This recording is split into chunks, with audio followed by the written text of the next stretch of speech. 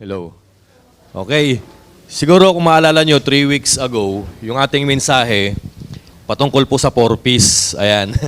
Hindi ho four-piece ng Pilipinas. Ano nga ibig sabihin ng four-piece ng Pilipinas? Pantawid para sa pamilyang Pilipino program. Ayan. Napagkamalan ko nga nung una yan, sabi ko, akala ko pangkain, paaral, pabahay, tsaka pangsabong.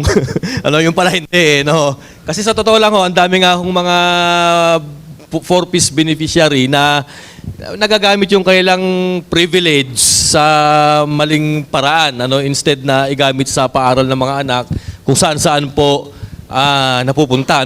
Pero sa Bible, meron ding four-piece. Actually, nung nagalit ang Panginoon sa mga Israelites, doon po sa ginawa nilang pagsamba sa gintong baka, actually, ang sabi ng Panginoon kay Moises, umalis na nga kayo. Sige, sabi ng Panginoon, punta na kayo sa promised land ninyo. Yung angel ko na lang ang ipapadala ko sa inyo.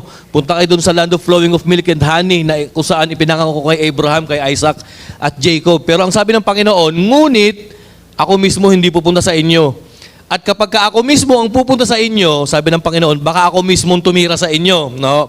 So in short, ang four-piece ng Panginoon para sa bayan ng Israel, ito po, number 1, meron silang possession. Okay, andun na yung promised land. Pangalawa, meron silang protection. Kasi sabi ng Panginoon, isesend ko na lang yung angel ko para samahan kayo along the way. Pangatlo, meron silang provision. Kasi ang description, it is a land flowing of milk and honey. Biruin mo, ang ganda ng produce ng land na yan. Yung pang-apat na P, na kung saan nagalit ang Panginoon at hindi niya willing ibigay yung presence. Sabi ng Panginoon, ngunit hindi ako sasama sa inyo. Kasi pag ako mismo ang sumama sa inyo, ano sabi ng Panginoon? Baka ako mismo ang tatapos sa inyo dahil sa inyong katigasan ng ulo. In English term, stiff-necked people. Okay, So biruin nyo, dahil dun sa ganunong pangyayari, natakot ang mga Israelites. Natakot sila at humingi sila ng sorry kay Lord. At biruin nyo, they mourn, they ask forgiveness, and from that time on, they remove those ornaments na nakakalagay sa mga katawan nila, yung mga hikaw, yung mga kwintas, yan. Tinanggal muna nila, kasi natatakot sila na pupunta sila sa promised land, wala yung 1P, yung huling P, yung presence. In short, church, di ba, sa buhay natin, oo, maganda sa buhay mo na meron ka ng possession. Ano yung possession? Nakapundar ka na, may mga pag-aari ka na, meron ka ng mga businesses, dahil mo ng mga properties. Maganda meron kang possession Pangalawa, ito matindi, meron ka pang protection. Ano ibig sabihin?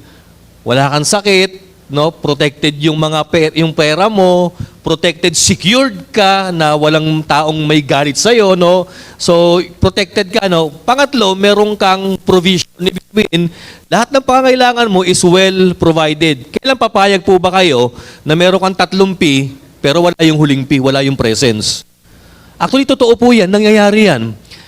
A lot of Christians experience possession, protection, provision. Kailan ang problema? Nalalayo sila sa presence ng Panginoon. Nalalayo sila sa paglilingkod, nalalayo sila sa pagsamba. It is simply because they focus too much doon sa 3P. To the point na nawawala yung pinakahuling P, yung presence, yung most important P sa 4Ps ng ating Panginoon. So tuloy tayo sa ating mensahe. Ito ayun yung recap. Ito yung title ngayon. Ngayon itong si Moses, mga kapatid, nagsorry na yung mga tao. Umakyat ulit si Moses at nag-usap ulit sila ng ating Panginoon. Ito yung kanyang request. Basahin natin yung tingnan muna natin yung outline. Merong problema si Moses. Bakit niya request yung glimpse of God's glory? Actually, church, turuan ko kayo ng may i-share ako sa inyong isang English term. Pag sinabing glimpse, parang sulyap lang. Parang dumaan lang, hoops, nakita ko lang. Hindi ko masyadong natitigan, hindi ko masyadong na-memorya yung image na nakita ko, dumaan lang. Ayan po ang ibig sabihin ng glimpse. Parang snapshot lang. Parang glance lang. Sulyap nga lang. Kisap mata lang yung pagkakakita. Number 1, ito po. Meron pong problema si Moses. Okay, basahin natin yung problem niya in verse 12. Nag-usap sila ng Panginoon. Kasi ang Panginoon dito galit no? Parang unwilling na si Lord na ipagpatuloy pa niya yung biyahe ng mga Israelites papunta sa kanilang promised land. Ito ang sabi ng ni Moses kay Lord. Moses said to the Lord, ayan, "You have been telling me, lead these people."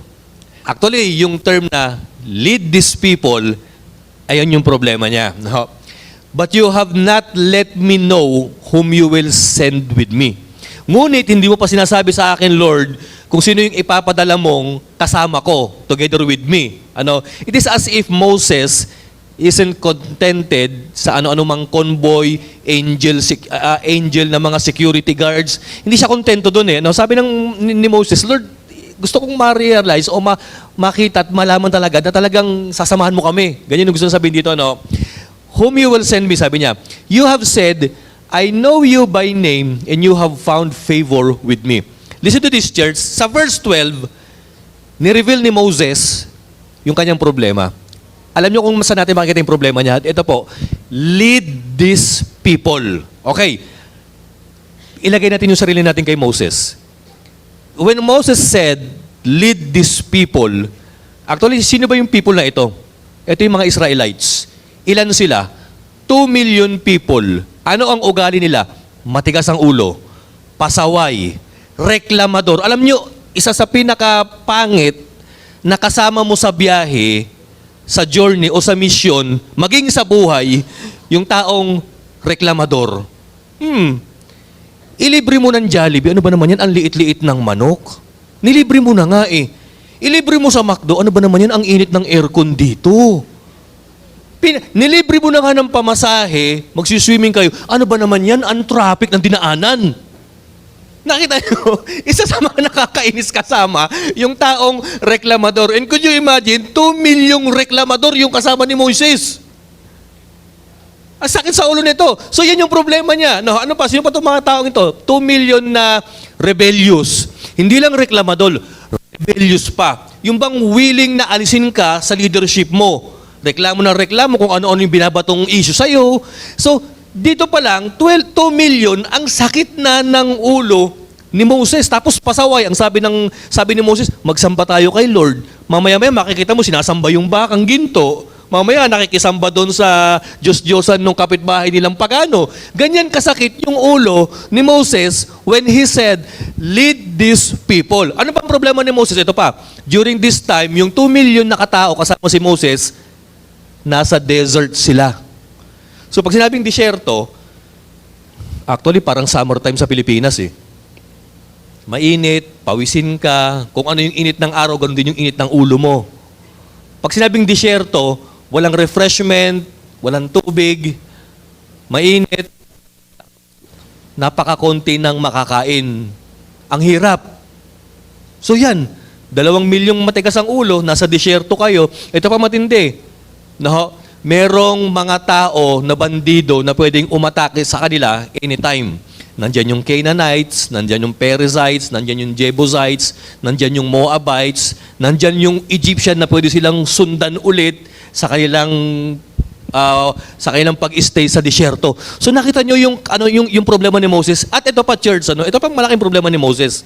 Alam niyo ba kung ilang taon si Moses during this time? 80 years old. Grabe, 80 anyos, mga kapatid. Naglilid ka ng 2 milyong tao na matitigas ang ulo. So yan ang kanyang problema. Sa verse 12, Moses revealed to God his problem. Pero ano nga ba yung comfort, yung pangalawang outline? Yung comfort at assurance ng Panginoon kay Moses. Of course, pag may problema yung tao na pinapagawa niya ng mission impossible, pagka may malaking problema o hindi na kaya nung tao na gawin yung kanyang impossible assignment, of course, si Lord magbibigay ng comfort and assurance and help and ayuda kay Moses. Basahin natin from verses 13 to verses 17 yung comfort at tulong na pwedeng ibigay ng Panginoon kay Moses. Ito ang sabi niya, if you are pleased with me, sabi ni Moses, kung talagang pleased na pleased ka sa akin, Lord, teach me your ways so I may know you and continue to find favor with you. Nakita niyo yung mindset ni Moses. Actually, hindi problema ni Moses yung problema niya eh. Naranasan niyo bang gawin yun? Hindi mo na problema yung problema mo? Minsan siguro sasabihin ng iba, hindi ko na problema yung problema ko. Eh yung problema nga ng ibang tao, problema ko, yung problema ko pa kaya. Di ba? Pero this time, Moses, hindi niya problema yung problema niya. Kasi sinasabi niya ngayon kay Lord, Lord, kung talagang pleased ka sa akin, turuan mo ako kung ano yung mga plano mo, kung ano yung mga pamamaraan mo, nang sa gayon patuloy akong makakahanap ng pabor sa'yo. Remember, sabi niya ganyan, that this nation is your people. Panginoon, nalalahanin niyo na itong mga taong ito, pag-aari niyo ito, Lord. Ano? In verse 14, nag-declared ulit ang Panginoon, the Lord replied. Ito, actually, para nagre-reklamo na nga si Moises doon eh. Sabi ni Moses, yung mga taong ito, Lord, sa inyo. Ito sabi ng Panginoon, sige, Moises. The Lord replied, my presence will go with you and I will give you rest. Ang gandang assurance nun. Di ba't nung una, ang sabi ng Panginoon, ipapadala ko na lang yung angel sa inyo. Hindi na ako sasama sa inyo kasi antitigas ng ulo ninyo. At kung sakaling ako yung sasama sa inyo, baka ako mismo ang tumira sa inyo. Pero hindi, nagbago ang ano ng Panginoon eh. Sabi niya, sige, sasamahan ko na kayo. Di ba't ang ganda nun? Ano? Sa verse 15, ito ang sabi ni Moses, then Moses said to him, Lord, kung hindi mo kami sasamahan, hindi na kami tutuloy.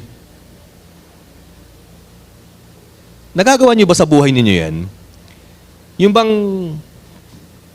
meron kang venture na pupuntahan, meron kang business na i-open, maganda yung kita, pero kung nasisense mo namang wala ang presence ng Panginoon, sinasabi mo, Lord, hindi ko na lang itutuloy kasi mukhang hindi ayon sa kalooban mo. Ang ganda na nung sabi ng Panginoon eh. Sige, punta na kayo. Punta na kayo sa promised land. Pinangako ko naman yan eh. Ibibigay ko naman yan eh. Land of flowing of milk and honey. Pero alam niyo, sabi ni Moses, Lord, kung papupuntahin mo kami sa promised land nang hindi kayo kasama, hindi na lang ako tutuloy. Pero ang magandang sabi ng Panginoon, hindi, sasamahan ko na kayo. Sa verse 16, ito po ang sabi ni Moses, how will anyone know that you are pleased with me and with your people unless you go with us? What else will distinguish me and your people from all other people on the face of the earth? Nakita niyo yung sinasabi dito ni Moses na statement na, Panginoon, kami bilang nation, pag-aari mo ho kami. Paano Lord, kung hindi mo kami sasamahan, di makikita ng ibang tao, ng ibang mga bansa, ng mga Israel pala ay talagang hindi po talaga sa inyo. Parang ipinapaalala ni Moses yung kanyang promise, yung kanyang covenant with Israel, with Isaac, and with Abraham. Ano? And then in verse 17, ito ang sabi ng Panginoon, nakakagulat. Ano? And the Lord said to Moses, I will do the very thing you have asked because I am pleased with you and I know you by name. Nakita niyo yung sabi dito? Ang sabi ng Panginoon, sige, hindi lang kita sasamahan, gagawin ko na kung ano yung wish mo. Dahil pleased ako sa'yo at kilalang kilala kita, sabi ng Panginoon. Ibig sabihin, church, kung ang Israelites, inoferan ni Lord ng 4 P's. Si Moses naman, hindi 4 P's, iba. IPF. Ayan, IPF. Nakalagay ba yung IPF dyan? Ano ibig sabihin ng IPF? Meron siyang intimacy, meron siyang presence ng Panginoon, at meron siyang favor. Hindi, tignan nyo ito, ano? Ano yung 4 P's na inoffer ni Lord sa Israel?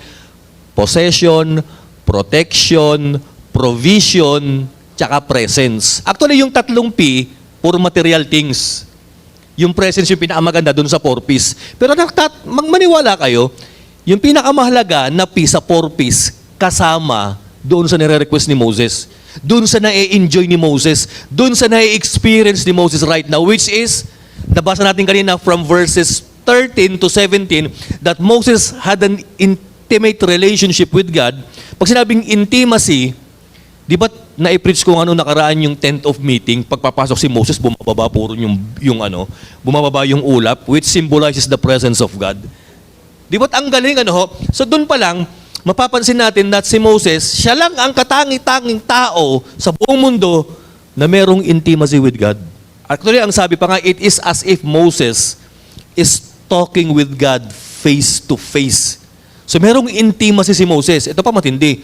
Merong presensya si Moses, presence ng Panginoon. At ito yung pinakagusto ko, yung F. Merong favor. Ano ibig sabihin pagka merong kang favor kay Lord? Pinapaboran ka ng Panginoon. No? Di ba't kapatid pagka ikaw ay may pabor sa tao, di ba't ang sarap sa feeling? Yung may pabor ka sa gobyerno, ang sarap nun. Yung may pabor ka sa LTO, ang sarap nun, di ba? Hindi ka na pumipila, mga kapatid. Yung meron kang pabor sa mga may kaya, di ba? Ang sarap nun eh. How much more pa kaya na si Moses merong favor with God? Na kung ano mang i-request ni Moses, susundin ng Panginoon. Okay, from this standpoint, tinanong na ni Lord kung ano yung favor na hihingin niya o hingin niya sa kanya. O, alam mo, Moses, sige, gagawin ko kung ano yung i-wish mo. Basahin natin yung pangatlong outline, yung third, yung request ni Moses from verses 18 to 23. Ito sabi ni Moses sa verse 18. Then Moses said, "Now show me your glory." Church, kung titignan natin, Moses, ano tong request mo kay Lord? Parang sinayang mo. Actually, alam niyo ba yung genie in a bottle? Yung sa Aladdin? Di ba minsan napapanood natin na kinuskus ni Aladdin yung lampar, lumabas yung genie. Sabi nung genie, sige, may 3 kang kahilingan sa akin. Kahit ano yan, gagawin ko. Pero si Lord at si Moses rather, merong favor kay Lord. Sabi ng Panginoon, ano ba yung re-request mo? Simple lang, show me your glory. Kung kayo si Moses, ano sana i-request nyo? Siguro kung kayo si Moses, Lord, gusto kong maging mayaman, Panginoon, mas mayaman pa kay Elon Musk. Lord, gusto kong maging makapangyarihan, Panginoon, yung pinakamakapangyarang tao sa buong mundo para i-evangelize ko sila. Actually, kapag gano'n ng wish natin, nagiging worldly, nagiging materialistic, nagiging makalaman na ho tayo. Pero kakaiba tong request ni Moses. Lord, show me your glory. Sabi niyang ganyan. Ano ho? Actually, dun sa problema ni Moses, 2 milyong matitigas ang ulo, nasa disyerto sila, may mga kalaban sila, at matanda na siya. Pwede ba sana doon na lang umikot yung request niya na sinasabi kay Lord? Siguro pwede naman sabihin ni Moses, Lord, pwede ba pansamantala gawin mo munang mga maaamong tupa itong 2 milyong ito para habang nagbabiyahe kami, wala nagrereklamo? Lord, pwede ba pakimute muna itong mga bibig na ito para habang nagbabiyahe kami, tahimik, payapa ang journey, wala nagrereklamo, wala nagre-rebelde, Panginoon? Pwede yun, hindi ho ba? Lord, sana bigyan mo ko ng instant teleportation from desert to Israel para hindi na kami mahirapan kasi Lord, ang sakit ng mga arthritis ko, Lord, 80 years old na ako eh. O kaya pwedeng i-wish ni Moses, Panginoon, 80 anyos na ako, pwede bang gawin mo na lang -60 ang edad ko, 20 years old. Bumalik yung aking kakisigan, ang aking katikasan, at ang aking kapugian, Panginoon. Pwede sana niyang i-wish yun eh. Pero ang wini-wish niya, hindi para patungkol sa kanya. Gusto niyang makita si Lord. Gusto niyang makita kung sino pa talaga yung person, hindi tao, person, no, yung supreme being na pinaglilingkuran niya. Pwede sanang i-wish ni Moses, Lord, sana gabayan niyo kami, niyo kami. Actually, given na nga po yun. Sabi ng Panginoon, my presence will go with you. Pero kapatid, ang wish ni Moses parang, Lord, show me your glory. O basahin pa po natin yung karugtong, verse 19. And sabi niya, and the Lord said, ito sabi ng Panginoon, hindi agad dinirekta ng Panginoon na bawal makita siya. I will cause all my goodness to pass in front of you, and I will proclaim my name, the Lord, in your presence. Sabi ng Panginoon, pwede kong ipakita yung aking kabutihan na makita mo sa harapan mo. at pwede kong iproklama ang pangalan ko sa iyong presensya, ang aking kadakilaan, sabi ng Panginoon. Ito pa ang sabi niya, kahabagan ko kung sino yung kahabagan ko, at kaaawaan ko kung sino yung kaaawaan ko. Sabi niya ganyan. Ano po? In short, yung request ni Moses na makita si Lord, kumbaga ang sinasabi ng Panginoon dito, Moses, wala sa'yo yan. Nasa decision ko yan. Hindi mo prerogative yan. It's my prerogative if I will reveal myself to you, sabi ng Panginoon. And then in verse 20, sabi niya ganyan, but he said, you cannot see my face, for no one may see me and live, sabi ng Panginoon. Ayun sabi ng Panginoon kay Moses, dali lang. Hindi mo pwede ako makita sapagkat wala pang nakakakita sa akin. Sapagkat kung sakaling makita mo ang mukha ko, hindi ka mabubuhay. Alam niyo ba kung bakit hindi pwedeng mabuhay ang tao kapag nakita niya si Lord? Dahil sa ang tao, mortal, makasalanan, fragile, physical, we cannot contain seeing, having a sight of our Creator, powerful, holy Creator. Kumbaga ang sasabihin ng Panginoon sa kanya, baka hindi mo kayanin makita ang presensya ko. Dahil sa sobrang lakas ko, sa sobrang glory, holiness ng Panginoon, malulusaw ang tao. Sabi ng Panginoon, hindi Moses, hindi mo kakayanin. Kasi wala pang nakakita kay Lord na nabubuhay, sabi niyang ganyan. Kasi ang lahat ng nakakita na kay Lord, yung mga namayapa na, mga kapatid. Tanungin mo kayong katabi mo, gusto mo makita si Lord? Sa verse 21, ito ang sabi niya, sige, bigyan kita ng ano. Itong maganda kay Lord eh. Sige Moses, bibigyan kita ng option. Hindi mo ako makikita face to face, pero glimpse lang. Kaya nga, a glimpse of God's glory. Then the Lord said, okay, there is a place near me where you may stand on a rock.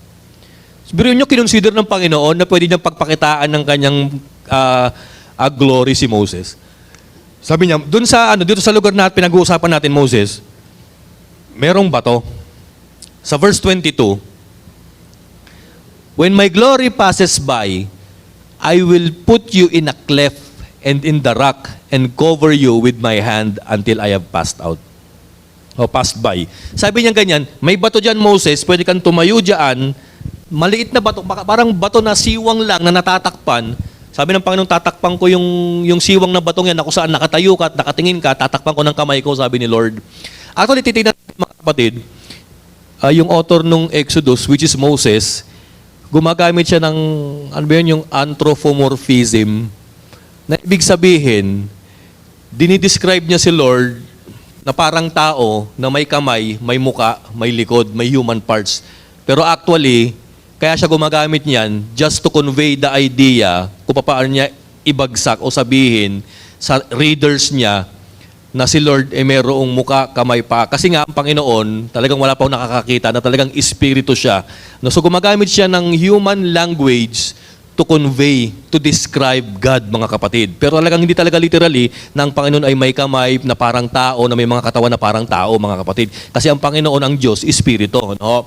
So yan. Sabi ng Panginoon, sige, diyan ka muna sa siwang sa mga batong yan, tatakpan ko ng mata ko, pagkadaan ko, bubulaga ka, bigla na lang flash, makikita mo yon, sabi ng Panginoon. Basa natin yung verse 23. Ito po ang sabi, then I will remove my hand, ito ang sabi, and you will see my back, but my face must not be seen. Grabe, likod nga lang ang pinakita ng Panginoon eh. Verse 24, ayan, meron pa ba Mel ba? Wala na yata, no? Yun lang po. No? So ito na nangyari. Yan lang pala nakita ni Moses. Yung likod lang. Tapos ang problema, sulyap lang. Glory lang. Grabe, siguro wala pang 1 second eh. Chik-chik, ganun lang agad eh. Di ba't kapag maganda yung pelikulang pinapanood mo, tapos ang iksi, ang sabihin mo, bitin. Lord, yun lang yung nakita ko. Pero alam nyo, nangyari niyan, pagtapos niyan, nagliwanag yung mukha ni Moses. Oo. To the point na hindi siya kayang titigan ng mga Israelites kasi yung glory ng Panginoon yung residue ng glory ng Panginoon para na-transfer kay Moses.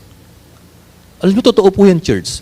Pagka ikaw taong malapit kay Lord, na-absorb mo yung glory ng Panginoon sa buhay mo.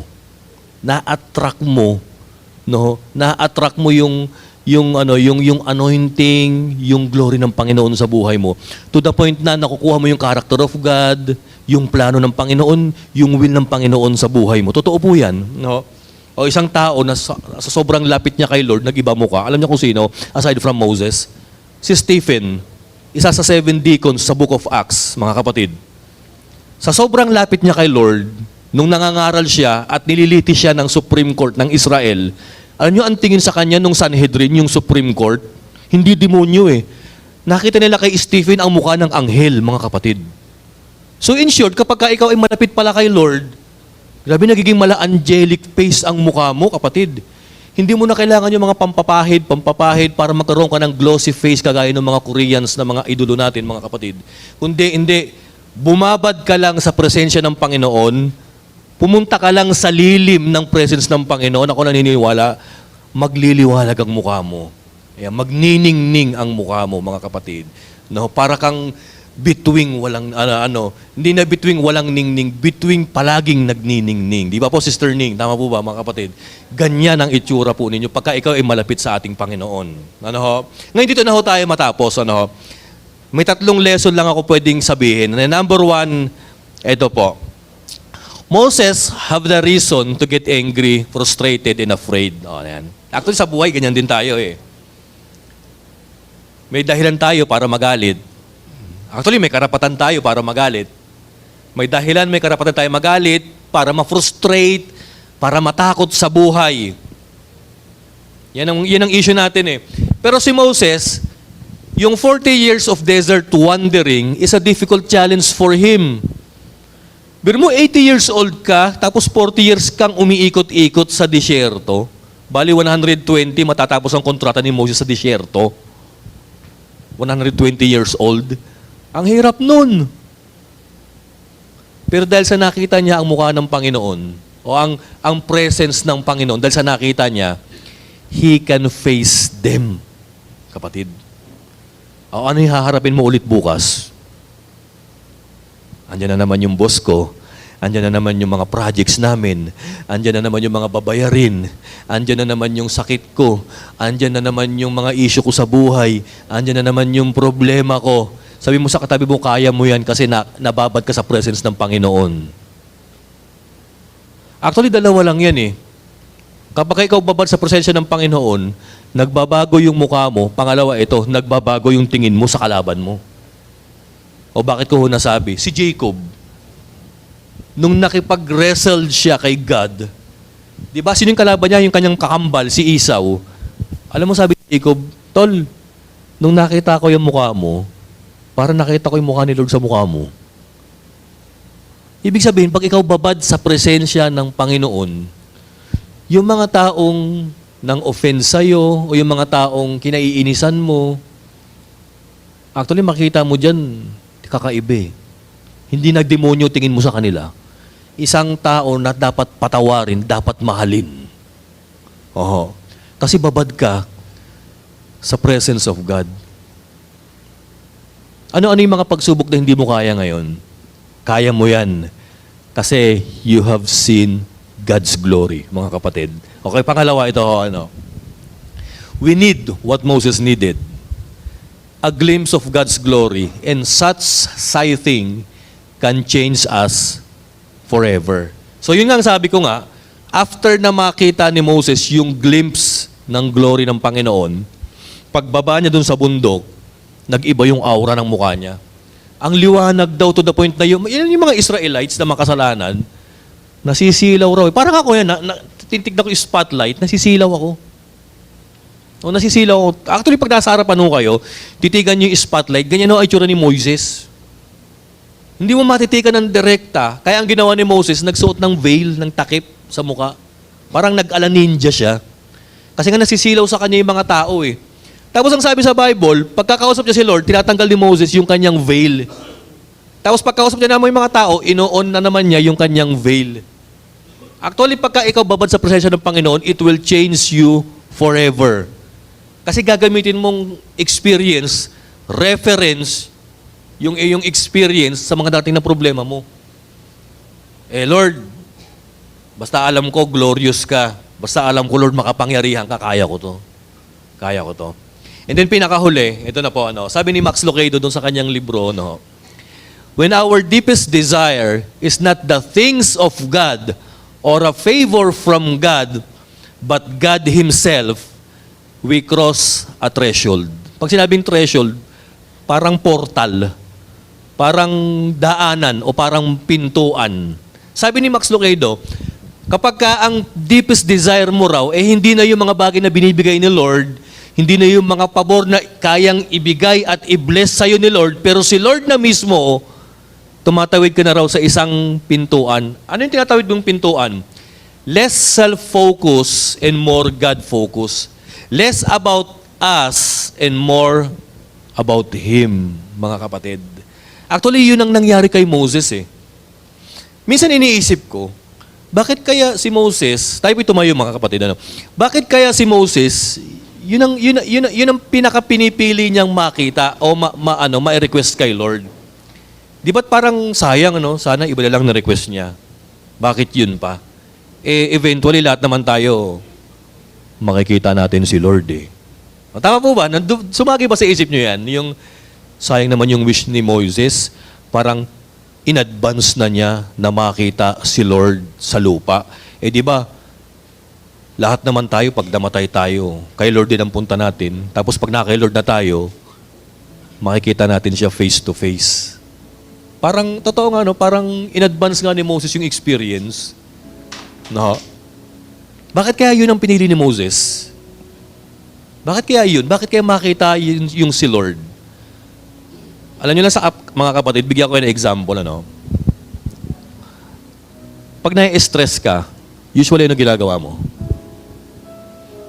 Yung iba sa inyo pupunta sa mall, maglilibang. Yung iba sa inyo bubuksan ng cellphone, manonood na lang. Kasi stress ka doon mo nilalagay yung stress mo eh. Pero alam nyo, the best way para matanggal ang stress ng tao ngayon, yung iba alam nyo kung ano ginagawa? Lumalabas, nag-out of town, pumupunta, dagat, bundok, o may tanong ako sa inyo, bakit kaya nature ang gusto nilang makita? It's simply because nature represents God's creation. Nature reminds us of a great creator. May tanong po ako sa inyo. Ano mas masarap pumunta? Sa mall, sa dagat? Dagat, di ba? Di kasi mall, gawa lang ng tao yan eh. Dagat, gawa ni Lord eh. Nakaka-relax. How much more pa kaya na hindi dagat ang mapuntahan mo? Yung mismong presence ng Panginoon. Di ba't pagka-stress ka, ganyan ang ginagawa mo palagi? Dinidisconnect mo yung sarili mo sa mga bagay na nakapagpa-stress sa'yo, maghahanap ka ng stress reliever. Kaya lang ang problema, ang stress reliever natin kung minsan, internet, Netflix, gadget, YouTube, Facebook, What if, yung iba naman, sabi ko nga, nature, lumalabas, nag-out of town, nagbabakasyon, punta ng Tagaytay, punta ng Baguio, para makakita ng Taal Volcano, makakita ng bundok, makalanghap ng sariwang hangin. Actually, when Jesus Christ was ministering in this world, ganoon din ang ginagawa niya. When He is stressed, umakit ng bundok. Dinidetach niya yung kanyang sarili sa crowd. Nagpe-pray. Kaya nga napunta sa doon sa Mountain of Transfiguration eh. Si Moses ganun din eh. Pag na-stress yan, siguro during this time, sa Exodus 33, Moses was so stressed na siya sa buhay niya. Kasi sabi ng Panginoon, gugunawin ko na kayo eh. Pero nag-pray si Moses. Ang sabi ng Panginoon, Moses, ano yung isang request mo? Lord, gusto lang kitang makita. Di ba't ang sarap, mga kapatid, na sa kabila ng dami-dami ng problema mo, ang hinahanap mo, Lord, ikaw. ikaw, kasi alam ko Lord, pagkasama kita, pag nakita kita, I know I can face these challenges, Panginoon. Sana gawin natin yung palaging ginagawa ni Moises. Pag pigang-piga tayo, pag nasa limit na tayo, pag nasa dead ends na tayo ng buhay natin, Lord, I want to see your glory. Alam niyo, it is as if Moses was telling to God, Lord, show me your glory. Flex to me your muscle.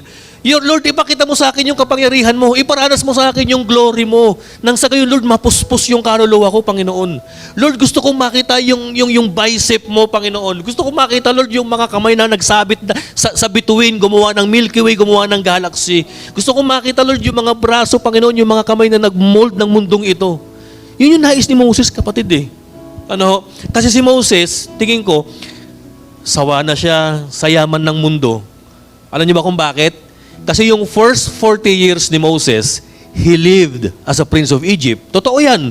Naka-experience na siya ng maging royal blood, maging mayaman, maging heredero. Naka-experience na siya yan eh. And at the same time, yung pangalawang buhay niya, naka-experience na rin siya ng kahirapan eh.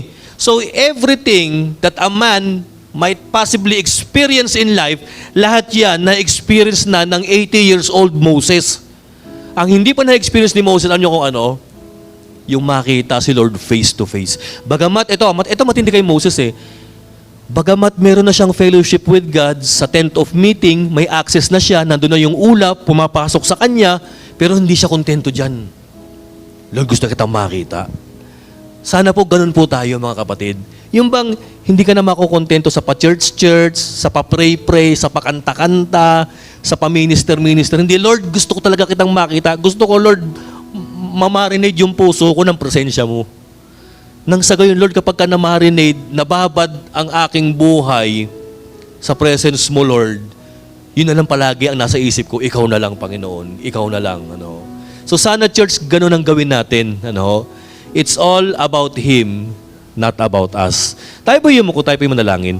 Father, thank you so much for once again, O Lord, ipinakita, Lord, ng inyong lingkod na si Moses, that the most important pala para sa buhay ng isang tao, hindi yung bagay ng mundo. Ikaw pala, Lord. We are nothing without you, Lord. Salamat, Father, dahil tinawid ni Moses yung portal ng pagiging selfish into a godly life, Panginoon. Yung bang less self, more of you, Panginoon. Yung bang tama na muna yung mga problema, tama na muna yung mga issue, tama na muna, Lord, yung mga kaligayahan namin. It's too much na, Panginoon. Lord, tatawid nawa kami, Panginoon, sa isang pintuan, Lord, sa isang portal, na kung saan, Lord, sasabihin namin, you are the best experience in life, Panginoon. Lord, right now, alam ko, Panginoon, may dinaranas sa mga kapatid ko, Panginoon, na struggle o pagsubok, challenges sa kanilang buhay right now. It might be relationship, it might be struggle in health, it might be spiritual struggle, it might be financial struggle, Panginoon. Pero I pray that since we have experienced your presence in this place right now, Panginoon, I pray na sana, Lord, paglabas namin, Lord, ng inyong bahay dalanginang ito, haharapin namin muli yung mga problema namin with confidence, Panginoon. And with faith, Panginoon, dahil nababad kami sa presence mo. Lord, samahan niyo kami kung paano niyo sinamahan si Moses. I pray that your presence will be with us forever as long as we live in this world serving you. Lord, wag niyo kaming iiwan. Kasi Lord, kung hindi niyo kami sasamahan, hindi na lang din kami pupunta, Panginoon.